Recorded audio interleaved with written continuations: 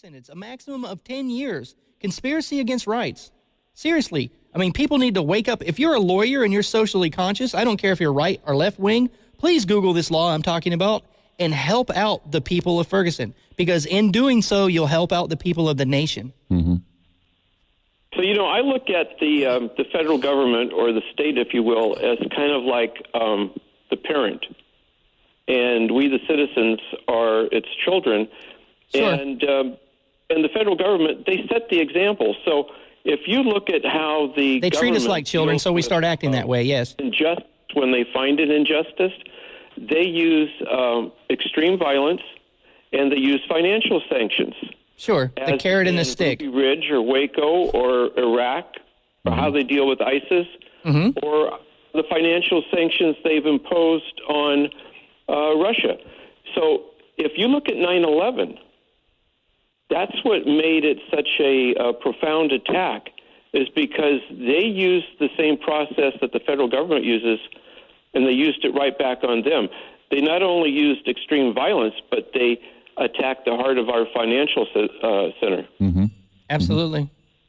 So my question is, why do you think that whenever blacks riot, they always want to burn down the place where they live, which is not really what you want to do? I think the psychology of the mob is not rooted in logic. It's rooted in emotionality. If you are feeling oppressed or tyrannized, and you're experiencing a trauma, like having to watch some, teenage kid lay in the street for 4 hours, you're going to act out violently, and it's not going to be rational. Believe me, I've been in riots. Like, I haven't, I was part of the Occupy movement. I have a folded up Occupy flag in my living room that's got blood on it. Some of it isn't mine, all right? What I'm saying to you is the mob mentality is not rational. It is irrational. It's rooted in emotion. And people that you would think would be rational, when they get caught up in a mob, they will just destroy things, whatever's in front of them. They don't mean it. Like a dog biting the hand that feeds it, or government, or police. The police is the most naked expression of government, force. It's people rebelling against that force, and they just strike out. That's why. They're not thinking. You don't have time to take out a notepad and plan out a nonviolent social change or how to rewire your society when there's a riot happening. You're just responding as an emotional animal, because when it comes right down to it, that's what we are. We're animals. Yeah. Well, maybe they need to rethink their strategy and to, rethink their participation in the militia movement and when they see an injustice, what their perceived targets should be. I absolutely agree with you that the elite want us to constantly react and not think. If we start thinking, we realize that black and white and left and right have more in common with each other than we have differences. And that's when the elite really have a problem, because we can kick them out. We can throw them out on their butts non-violently. Do you know what would happen if you get 200,000 people in any city in the world to sit down in the middle of their most prominent cities and say, we want cookies delivered to us? I guarantee you the government will furnish cookies and coffee, and they can do it in a non-violent way. A society can get anything it wants if they band together. And that's what all this race baiting, race war, class war, right versus left, that's what all this stuff is about. To convince us to believe that we are hopeless and that we need to fight each other instead of look at the haves versus the have-nots. Because there is a revolution going on, and to quote Clyde, we're not in it. The elite are waging class war against everybody, but they convince us to fight each other, and that's the big trick. That's the curtain that the little man's behind there pulling the levers like in The Wizard of Oz. Well, I think more and more people are beginning to realize that the people we send to Washington to represent us really don't represent us, and what they end up representing is the promotion of the military-industrial complex. Absolutely. I mean, you get Barack O'Dildo or Barack W. Bush. I mean, they're both in blackface singing "Mammy" as far as I'm concerned. I mean, they're both slave drivers for the elite. And it transcends race, and it transcends race. They just want to keep us fighting amongst ourselves. I mean, it's just crazy. if somebody says I'm against this, then obviously you must be for the perceived opposite, like right versus left. I mean, eventually we'll start to come out of this false dialectic, and I'm happy to see that that's probably going to happen in my lifetime. Hopefully, mine too. Jack, thank you for the call. All right, buddy. Have a good night. You. Take care. 888-673-3700. That's 888-673-3700. More of your calls coming up on Ground Zero. Don't go away. FM News 101 KXL. More with Clyde Lewis on FM News 101.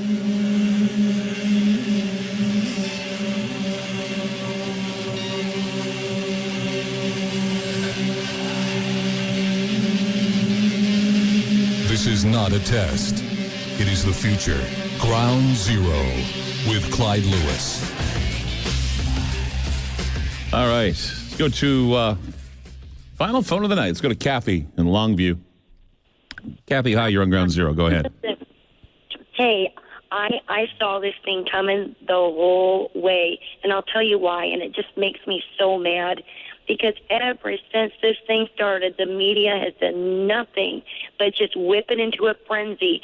And then you see Obama, he doesn't care. I'd like to just slap his smug little face. But I'll tell you something. You've got your elite, call them the Illuminati. I don't know who they are, who's pulling the strings. But, their main thing is they like to divide and conquer. They don't have to worry about getting rid of us. We'll just kill each other. And that's where your guest there tonight, I'm behind him 100% because here's the thing. When you get people, burning down Walgreens and this and that, I was telling your screener, I once got in a fight with my boyfriend. And he broke my vacuum cleaner on purpose. And I turned around and I busted his espresso machine. And you know what, Clyde? We had a dirty house and no coffee. It doesn't do any good to shoot each other in the foot. And so my main thing, I would tell everybody out there, boy, yes, that's our right to if we want to protest, that's fine. But don't go burning things down because they know that's what we're going to do, and they're laughing at us. Mm-hmm. And that is the thing. Let's get together and let's figure this out. So like you said, I'll go to any meeting, but I don't think we know what to do. We need a leader. Because we just don't really know how to fight it. But believe me, I'm one of the few. I'm on the bottom of the totem pole. I have a disability because some dingbat put screws in my back and they busted. But my point is I feel like I don't even know how to present myself, honestly. But I'm angry. What do we do? Well, like I said, what we do is we pay attention. And there are times in history where things like this have taken place, and we see what the results have been, and we realize that history rhymes. All of this stuff that's happening now is a rhyme of some other time in history. We just got to know where to dig and where to look. Best place to start is 100 years. If you can't find 100 years, go 50. You can't find it 50, go 20. You can't find 20, go 10. Maybe we're seeing a repeat performance or a pattern that seems to be taking place. What we're seeing now is seeing a repeat performance of the L.A. riots, pretty much. The Rodney King trials and the police officers that were taken in that. So many opportunities to have these things spark like this, from Rodney King to Trayvon Martin and now to Michael Brown. For some reason, Michael Brown stuck because the people of Missouri were fed up with their police department. They were fed up with what happened and watched a young boy laying in the streets bleeding to death. These are things that trigger emotional responses that people just don't understand. I mean, everybody says, well, why is it that when somebody writes a bad thing about Muslims go absolutely crazy? I'll tell you why. Because Muslims wake up every day in their little Middle Eastern homes and towns and villages to tanks going down the streets, to MRAPs going down the streets, to radical Muslims murdering their families and murdering Christians. That's what they wake up to every day. If we had to wake up every day to tanks going down the streets, if we had to wake up every day to army or checkpoints and things of that nature, I don't think we'd be too happy either. It just reminds us of everything that we could have been and everything we're not. What's that? Never thought of it that way. Yeah. That's a very good point you just made. I never stopped to think about that. Very good. Right. Yeah. And believe me, I'll tell you this. What's going on in Ferguson right now, it happened late, and I'm sure not very many people are being exposed to it. But tomorrow morning when the news starts, you're going to find that tomorrow is going to be a terrible day for everybody. Because people are all going to be agitated, and they're all going to be affected by this, whether they know it or not. I mean, you've already seen there were 2 violent callers or 2 hostile callers to the show tonight yelling at me, and it's because they're angry and they don't know how to deal with their personal anger. They just don't know how to deal with it, and so they'll take it out on a talk show host. Exactly. So that's what happens when people are out there throwing, Molotov, cocktails. Yeah. Exactly. They don't know what to do with it. They know they're angry, and at some point, some of them they just give up because they're, I see it. I know it's horrible, but you can kind of see it in their minds, like the person that goes and shoots up places because, you don't know how many times that person's been kicked around and this and that, and everywhere they go, if they feel like they get no satisfaction, and that's what makes me mad, though. I will say this, though, is that, I see, the higher ups, I feel like there's things that they can do, but I just see it. I can see their smug little faces, and they know what's going to happen, and they don't care. I think they hope that they go out there and just beat the crap out of each other. We love our psychopaths, Kathy. We love our psychopaths. I just hope I don't turn out to be one of them. I won't. Don't worry. Thank you, Kathy. We love you. Take care. Mike, thank you for being on the program tonight. Yeah, it was Pleasure. great to be with you, Clyde. And good luck to you if you go back to Ferguson again. I know that you're off and running doing your journalistic quality work. So, hey, buddy, take care, and we'll see you tomorrow night on Ground Zero. Hope it'll be a better day.